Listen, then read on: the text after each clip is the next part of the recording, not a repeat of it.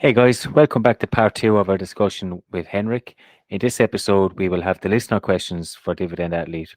We will do some portfolio review, and we also have our stock pick of the week coming up from Dividend Athlete as well. So stay tuned.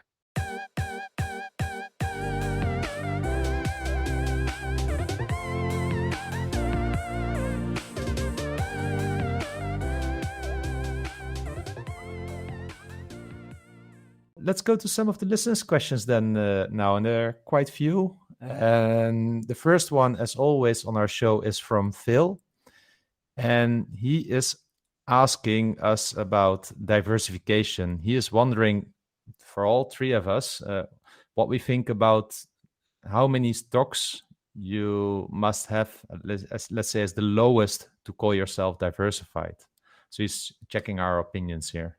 Yeah, so I think if I look at the research, I think you get most benefits of diversification with somewhere around 20 picks. I think that's after that, the benefits of diversification kind of are not as profound anymore, especially if you look at, you take 20 stocks and let's say, or 22 stocks, and you have, let's say, two stocks from each sector. If you divide it into, let's say, there's 11 main sectors. Mm-hmm. So I think with 20 or 22 you could be already quite well diversified.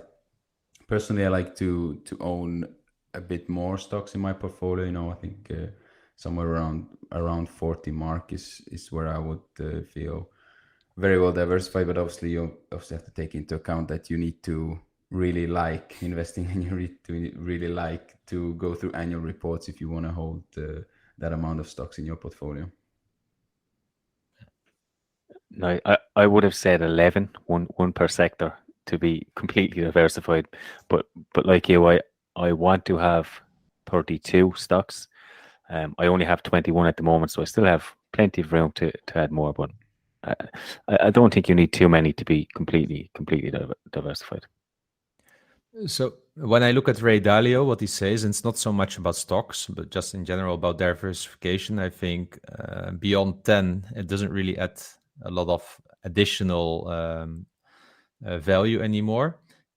But from psychological point of view, for me, 10 feels so little. So I wonder how I would feel if I have just 10 stocks, and holding on to them, and also not buying others when I see others on the dip or something like that.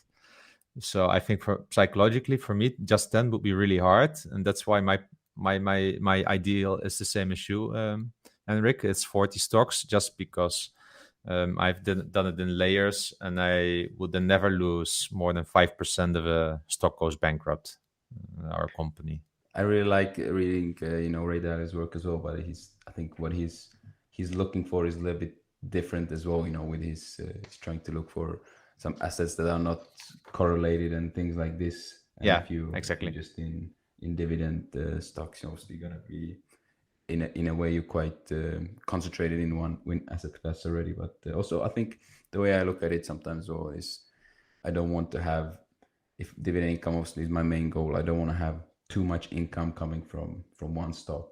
To have, if I would only have 10 stocks, let's say, if one of them cuts their dividend for whatever reasons, then I'm losing quite a bit of my income already. So that would be too much risk for me from that sense. Yeah, you'd want to back yourself pretty well to pick just 10 stocks and believe you're going to outpace the market for forever. So I think as retail investors, anywhere over 20 to 30 is probably enough. Okay, so we move on to the second question, which is from the Wolf of Harcourt Street. And he has asked, who is your favorite athlete investor? Oh, that's a good one. That's a good question. I think for me, most of the time you hear about athlete investors, they're going to be, your super famous athletes. They're going to be LeBron James or somebody like that. You're going to hear that he invested into this or that. But it's obviously those sort of investments that you hear about, they're going to be obviously private investments, and as a private equity investor, they're going to be looking at totally different deals than what I'm looking at. So if somebody, their advisor, somebody has gotten them into those private equity deals, it doesn't really, I don't know, it's not something that I'm personally that much into. So it's not something that I could say that I have a favorite in that sense. I think probably my really favorite investor would be somebody that played, let's say, and didn't have let's say the best career, but made, a decent living, but managed to be really prudent with his finances. So I'm really hoping that story is going to emerge. But as I'm thinking that's not going to make much headlines, if somebody most people have never heard of has, diligently invested into even an index fund or ETF and had great results with it. I would like to hear that sort of a different kind of success story, because I think that would really put things into a better perspective, that you don't need to have access to those special private deals at an early stage that, their status gives them access to. Really nice to have somebody from let's say not that well known person, but who's just been really diligent with their finances. That would be my favorite investor athlete. So mine would be, and he has a similar story to what you were saying, is Dion Dublin.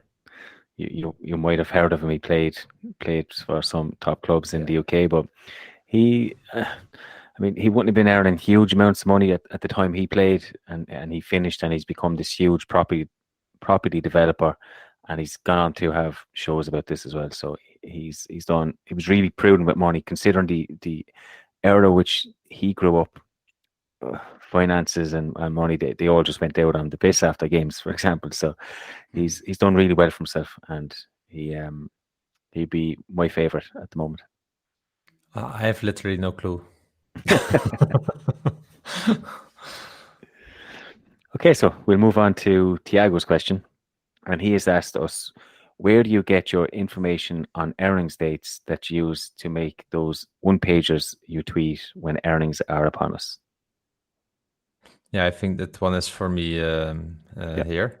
Well, I just go for the European stocks, right? I just go to every investor relations website. I've got like a list of 150 to 200 stocks, and every quarter or so, I check the ones that I didn't capture the dates from yet.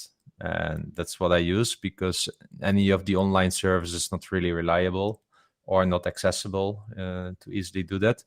And from the American stocks, I take them from the NASDAQ list. I found the NASDAQ list quite accurate, and more accurate than the Yahoo list.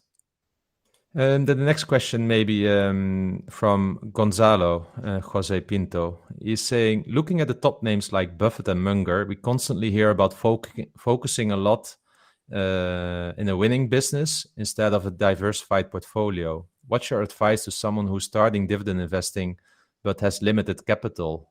Follow which method?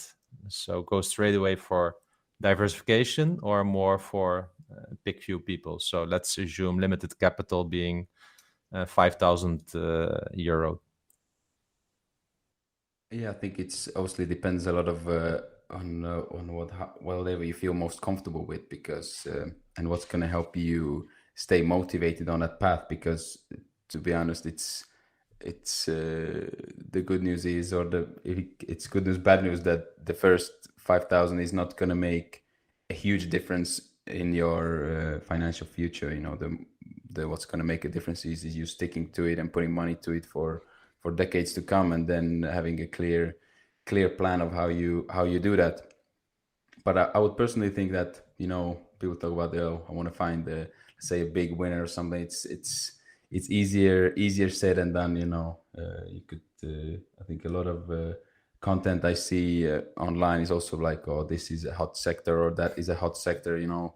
A hot sector necessarily doesn't mean that it's going to turn out to be a great investment. Not everybody knew internet was going to be big, but not every search engine became Google. There was a lot of bad companies in that space, or not bad companies, that just couldn't compete. So I like to be diversified, because I think from the start, if I get somebody who, for example, wants to start investing, and they only go in with one stock, and they see that one stock is moving up and down, they can kind of feel like, well, it's really, really volatile. So if you even get a little bit of diversity from the start, it's going to help you maybe smoothen that ride, and it's going to help you stick to it in the long run, which is what I think is more important than the returns of what you get in the first investment. Is it going to be something that you can easily stick to for the long run? And I think having a bit of diversification already in the first place is going to help you, especially on the psychological side of it. Yeah, it's tough, isn't it, for investors with limited amount of capital, because as humans, we're probably programmed to think in whole value terms and not percentage terms. So we look at the returns Buffett gets and we see, wow, he makes so much money. But if you compare that to a percentage, you could earn the same percentage as him. Because it's a lower money value, you don't see the actual value that you're earning. So it is hard. My advice to someone like that is to stick with it, invest what you can afford. Okay, if you can't afford it, then don't invest. Invest what you can afford. And if you really want to be diversified, stick to ETFs at that level and play it from there. Yeah, but the only thing I still want to say here is that I love Buffett and Munger, right? I read all the books, and at least that I've seen. And it's good to get inspired from. But there's one big difference between Buffett and Munger and us. And you touched upon it before, Henrik. They have access to information that we don't have. They have CEOs calling them to invest in their stocks. Yeah, they get whole presentations if they want it. It's not a level playing field. So from someone like Buffett, it's more easier to say, I think, this, because he has a lot of information at hand. And he still makes mistakes with his IBM purchase, right? So in this case, I would not use Buffett and Munger kind of as a yardstick to measure yourself against, unless you have the same access to information. But I think most of us don't have that. Yeah, I think it's a great point as well, that although you say that it's not a level playing field, but also it's you have to think that everybody, this sort of financial markets or the stock market is somewhere where a lot of stuff is happening and there's buyers and sellers, but you also think that people are kind of playing different games on the same playing field. You have your day traders, you have your big institution, you have people taking on huge risk, you have index funds, you have everybody playing on the same sort of field. Focus really on what you're doing and not look at other people, what they're doing in terms of their returns as well. You see somebody, I don't know, somebody says they made a lot of money on a speculative bet, but they're not going to tell you the money they lost on the 5 previous speculations. So it's kind of like just really sticking to your own lane is, I think, really crucial. Yeah. Okay. Margin Call from Norway has asked us, do we have any Nordic companies on our watch list? I don't have anything personally, although I looked the other day into Orkla, also, so I believe a supermarket chain. But I'm passing on to it for now because I have enough consumer staples in my portfolio, so I don't need another one. But if I would look at one in Norway, I would probably consider that one. And we can put the ticker symbol in the description of this podcast. Yeah. For me, I think I looked at a couple ones that have been interesting, but not quite comfortable to invest in those. They're sort of in that pile where I'm gonna see how they do, and I'm gonna read their reports and try to learn a little bit more about the business. The one from Finland is Kona, it's called. It's like the company that makes elevators. I'm sure whenever you go to an elevator, see the company that's made it, it's probably going to be this company. It's KONE. Quite interesting business. Obviously, it's tied to a lot to the housing market and things like construction permits and whatever. How's things looking in terms of? It's quite sensitive to how the economy is doing. Let's say, because obviously it relies on construction, but they seem to have such a strong market position, because like pretty much every country I go to, when I'm in an elevator, it seems like it's from that company. So that's why I first started looking into it, and it's quite an interesting company, but just always kind of looks too cyclical for me to invest in. Cool. I usually just reach out to Dividend Dane or Alan when I'm looking for Nordic companies. They usually point me in the right direction. Okay. The last question then is from Peter. And he has asked us, where do we buy stocks that are available on several exchanges? For example, Johnson Johnson is available on the New York Stock Exchange and the XETRA exchange. So I always purchase them in the local stock exchange. So if it's Johnson Johnson, I will buy it on the New York Stock Exchange, and the reason for that is liquidity and volume. So I just feel more comfortable that if something happens to a stock, that I can much more easier get rid of it, and that's really the only reason. So I'm because I know some people, they want to buy everything in Germany, also maybe from a tax point of view, right? Or in the Netherlands, in a lower tax country. So buy German stocks in the Netherlands so that you get the 15% dividend withholding tax on that one or something like that. I'm not doing that. I always buy local in every exchange due to the volume and the liquidity. Yeah, I'm the same. I always buy the local listing as well. Okay, cool. So these were all the listeners' questions. Thank you all for asking them. Always nice to ask them, and I keep being surprised that we all the time get some different questions. So the repetition is not starting yet. Now, having said that, it's really interesting today because for the first time we have also a new topic on the podcast, and it's a dividend portfolio feedback. So we're trying this out a little bit. So let us also know later after the podcast whether you liked it or not. So the idea here is that you submit your top 5 holdings, dividend holdings, and we can provide some feedback based on what we observe, some food for thought maybe, on what we think about the top 5. So the first person that volunteered via our Facebook Dividend Talk group is Colin Boylan, and his top 5 are the following. So the first and the biggest stock that he has is AbbVie with 10% of his whole portfolio. Then Pfizer, it contains of 9% of his whole portfolio. Then Southern Co, not sure what the ticker is here, also with 9%. Unilever with 7%. And General Mills with 7%. So this makes up, I believe, 42% of his whole portfolio. Derek, Dividend Athlete, any thoughts when you see the top 5 of his portfolio?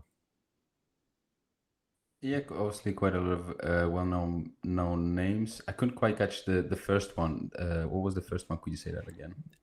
AbbVie, the pharmaceutical with the Humira drug. Yes. Yeah. Yeah. All right. So obviously a lot of well-known names in there. I've come across pretty much all of them at one point, but I don't own any of them. I think Unilever's been on my watch list forever, but it just never seems to drop into a range where I'll be buying it. It's sort of one of those things where you could say I have, let's say, a clear point of where I want to buy a stock, and it could be like 30 cents away from it, but I still wouldn't buy it unless it hits that sort of limit. And that's where I've missed out on Unilever a couple of times, where it's like been right close to it, but not quite there. So it's not, I've not pulled the trigger. But I've looked at a few different ones there as well. I think Southern Co, I think their ticker is SO, if I'm not mistaken. Obviously very popular amongst dividend investors, but like the combination of the yield and the growth rate wasn't quite interesting enough for me. But I think out of those 5, Unilever is the one that I have some, let's say, personal dealings with, because it's just been not frustrating, but a little bit funny to see how it's been like 2 or 3 times. It's been really close to where I want to buy it, but not quite. So it's been on my watch list for what seems like forever. Yeah, it's definitely a nice core holdings that he had. It's pretty nicely diversified. He's got 2 healthcare. He's got a utility. I think Southern Co is utility, and then he's got consumer staples. So it's you could say it's kind of a defensive kind of portfolio that I imagine that he has, which in the current market you can kind of understand. I'm happy with AbbVie. AbbVie is a super company. I know there's worries there about Humira, and we all know that's there. That's why they're undervalued. But I still think that I mean, their transition into Botox and all this is really good. So I've no issue with ABV. Pfizer, I'm not fully convinced about, to be honest. I know the COVID vaccine is a huge driver for them at the moment. They're at an all-time high. They were at that level, I believe, maybe 10 or 11 years ago, and they just dropped off a cliff as well. So I'm not too bullish on them long term, really. But as I said, I haven't looked into that company 100% like the rest of them, so I could be completely wrong. Southern Company, it's a utility. You know what you're going to get with a utility: boring, high dividends, and so on. Unilever, we spoke about them in depth. Good. And General Mills, it's not a company I know a whole lot about, I have to say. I know it's consumer staples, but I mean, they're not in my portfolio. The only thing I would say is it's quite a large, like it's 5 stocks. You said nearly 50%, 45%. It's a lot, isn't it? A lot of your portfolio in 5 companies. So that's one thing I would probably just be a little bit wary of. Yeah, I think I don't know what Colin's goal is, but it's definitely a really defensive top 5. And if you're looking at from defensive point of view, I think it's really a good set of holdings. Personally, I would spice it a bit up with more high growth yield. So not necessarily low grow, like a low yield, like below 1%, but something between 1 and 2% yield, and which could grow dividends like 10% per year or something like that. I would probably spice it up a little bit like that, but it really depends on Colin's risk tolerance, because all these 5 holdings, I think, are good holdings that will still pay good dividends in the upcoming few years. So good. Thanks, Colin, for being the first one. To the listeners, let us know if you would like us to do this more often, if you would like your own portfolio to submit and to maybe get some feedback on. So you know how to reach us. So Henrik, then maybe the last section of this podcast, actually quite popular by many listeners, is a stock pick of the week. And as a guest, we always give you the opportunity to share maybe your stock pick with us.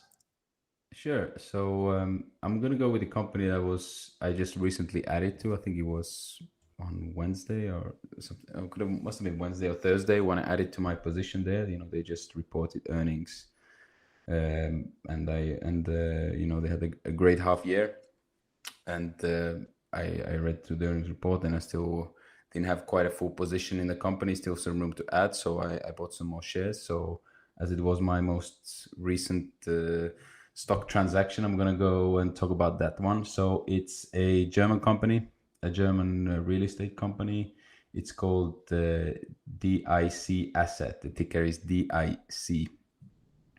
And it has really 2 sort of main business segments. On one side, it's your regular REIT that just owns and leases out properties to tenants. They have, I think the recent property that they leased out was to, it's like a Mercedes-Benz center so the Daimler, the company, is the tenant.